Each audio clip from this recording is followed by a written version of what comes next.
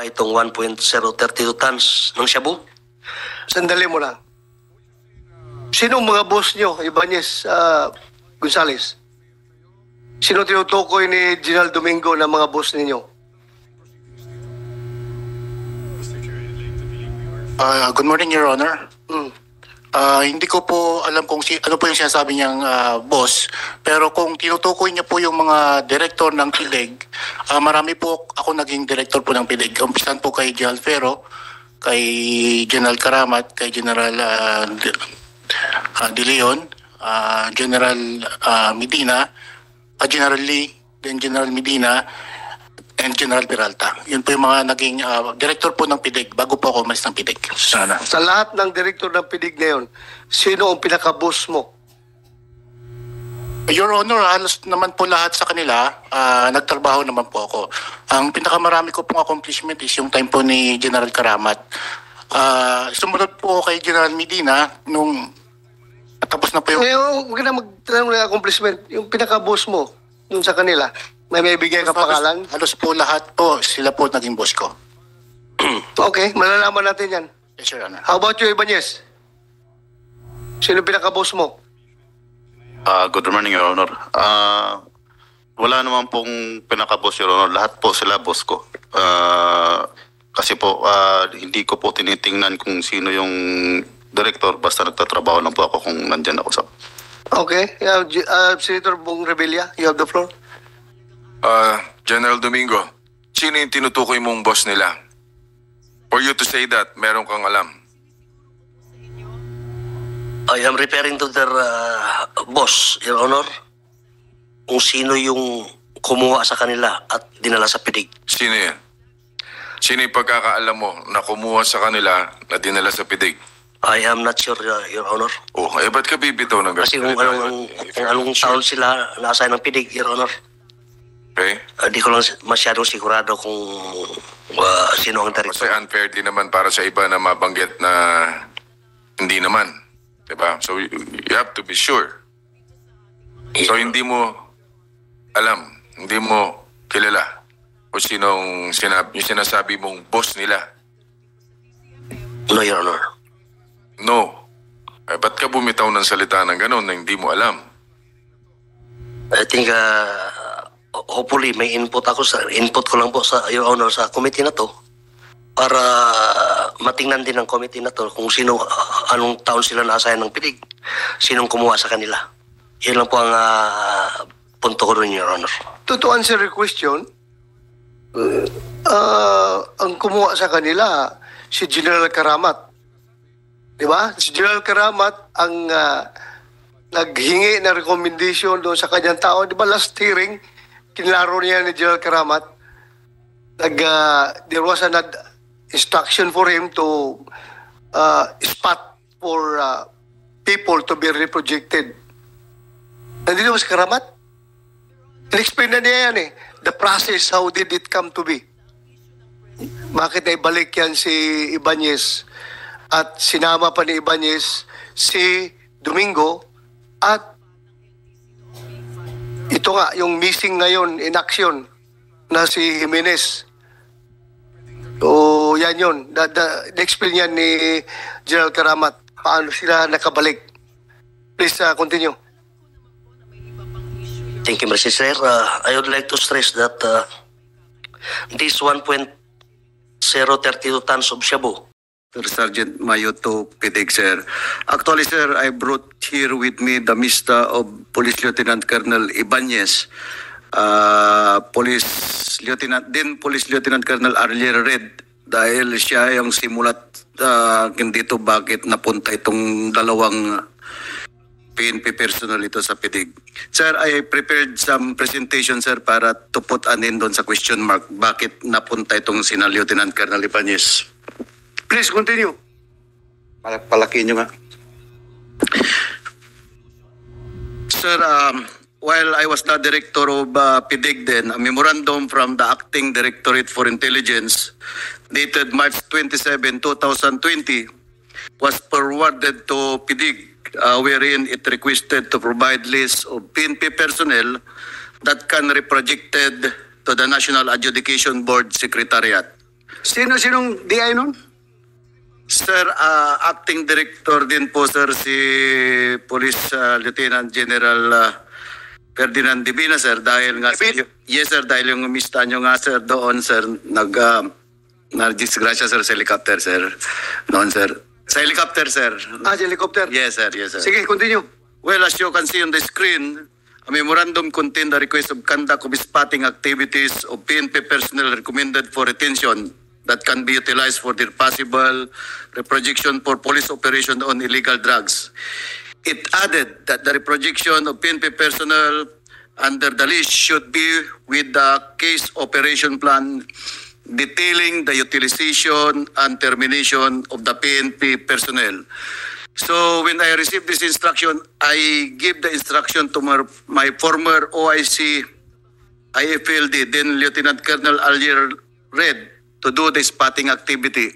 Sir, tinawag ko po sir si Colonel Red, kahit hindi siya kasali sa memo, to explain everything, bakit of all the people na dapat i-reproject, bakit napili niya itong si Lieutenant Colonel Ibanez. So, may request later on, Mr. Chairman, sir, na i-explain niya, sir. Next slide.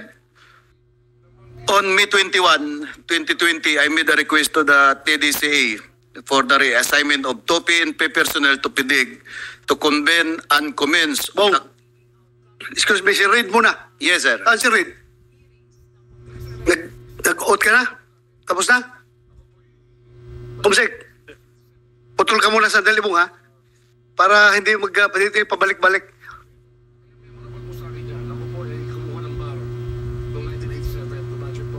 Please raise your right hand, sir. Do you swear to tell the truth, the whole truth, and nothing but the truth in this investigation, sir? Thank you, sir. Please take your seat. Sige, dito ka. Umupo ka. Dito sa may...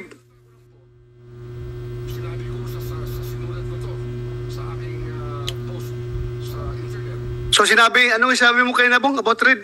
Please read back.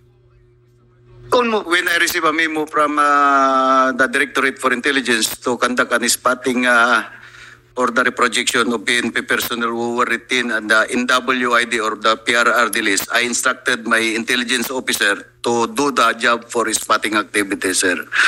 So, siya po, sir, ang nag-recommend na si Lieutenant Colonel Ibanez, siya po yung gagawin for reprojection to PIDIG, sir. Colonel Reid, you have the floor. You explain why. Yes, sir. Good afternoon, Your Honors. Good afternoon. That's correct, sir. That's true that I am the one who conduct the spotting activities with the 2 personnel from NWID, namely Lieutenant Major Ibanez that time and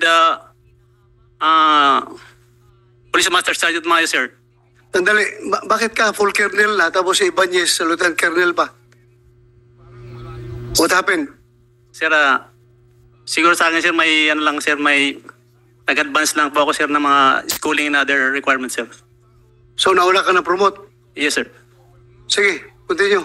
Actually, sir, when we received the memo from high headquarters, particularly the DI, sir, like what my director said, sir, from DI, which is the conduct of spotting activities, which means, sir, na kung sa parlance natin, sir, maghanap ng mga drug personalities included in NWID para pakinabangan uli ng PNP, sir. Yan ang basa namin sa memo, sir. So to clarify, sir,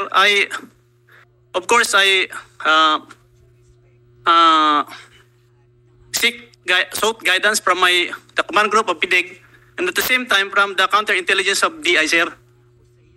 So sabi niya sa akin kung paano i-interpret itong spotting activity, sir, although it is ano, sir, self-explanatory naman, pero to clarify, sinabi ko, sir, sir, anong gagawin po natin dito, sir? Kasi sa totoo, sir, kasi upper class man po yun, sir. Sabi ko, medyo mahirap to, sir, kasi NWID man, sir. Baka po, sir, medyo, pag kinuha natin, medyo alanganin. So, just go with sabi sa akin, sir, just go with the spotting activities as directed. Kasi di man po tayo makaka-hindi, sir. Kami nasa baba, di man pwedeng mga hindi, sir, na when we directed by the higher headquarters, particular kung may memo, sir, di man pwedeng umindi, sir. So that time, sir, is clarify ko kay CI to So, diretso na gagawin? tayo. Kung paano gagawin, sir. Bakit mo spotted kagad si Ibanez? So ito na nga po, Bakit sir. mo spot kagad si Ibanez? So when we do the sir, nung nakakuha na kami ng guidance, so tiningnan ko, sir, yung natin, sir, yung NWID, which is, kung di ako nagkakamali, sir, more or less 1,000. So nakita ko po doon, sir, na kung sino po pwedeng, tinignan ko muna, sir, kung sino kakilala ko doon. Kasi para mas madali bang i-manage, sir. So may mga upper class, may mga underclass din at classmates. So ang nangyari, sir, is tinawagan ko sila, sir, yung mga kakilala ko. Ang problema, sir, natatakot sila that time. Ayaw lang makipag-cooperate. Ayaw nilang masangkot sa ganun, sir. Sa madaling sabi, sir, ayaw nilang masangkot sa illegal drugs. So they maintained na maging silent na lang, sir. Or although nasa PRRD sila, ayaw namin dyan kasi natakot na sila sa atin, sir. So this time, sir, tinawagan ko, in fairness naman kay sir, kay Major Ibanez that time, sir, kung sabi ko nga, sir, naging classmate namin. So tinawagan ko, sir, kasi kailangan namin, sir, kailangan namin po na, Saan sir. siya assign on that time? I don't know, sir, I'm not Ha? Region 2 yata, sir. Region 2. Region 2? Yes, sir. Okay. So, nakita ko yung pangalan niya, sir, nasa NWID. Tinawagan po siya, sir, kung po pwedeng ma-reproject na, sir, as directed. So, may alin lang sa totoo, sir, in fairness kay classmate ko, sir, before, kasi naging 2,000 naman pala to, sir. Sabi, Bok, mahirap yan. So, sa mali sabi, sir, in fairness naman sa kanya, may alinlangan siya, natatakot din siya. So pinapaliwanagan ko, sir, na kung po pwede, ito naman yung magiging result. Kung makipag-participate kayo maayos, makapag-contribute kayo na maayos sa gobyerno, is ito i-adjudicate kayo uli. At may possibility, according to DI, sir, Your Honor, sir, pwede kayong ma-reproject,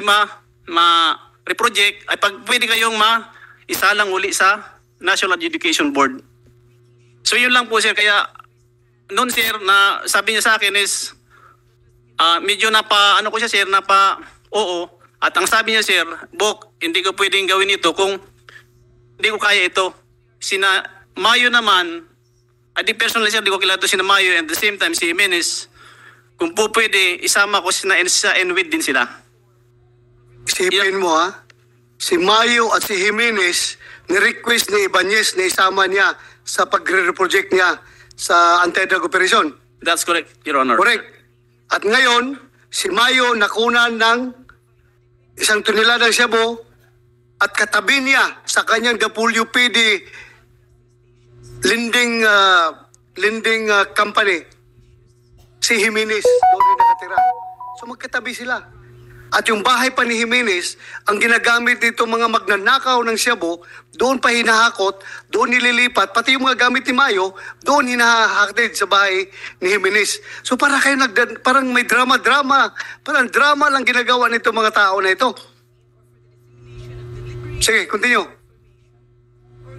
As for me, sir, that's all for the spotting activity, sir. Ibanez, hindi mo nabanggit na si Jimenez pala kasama sa ni-request mo na isama sa pagre-project mo.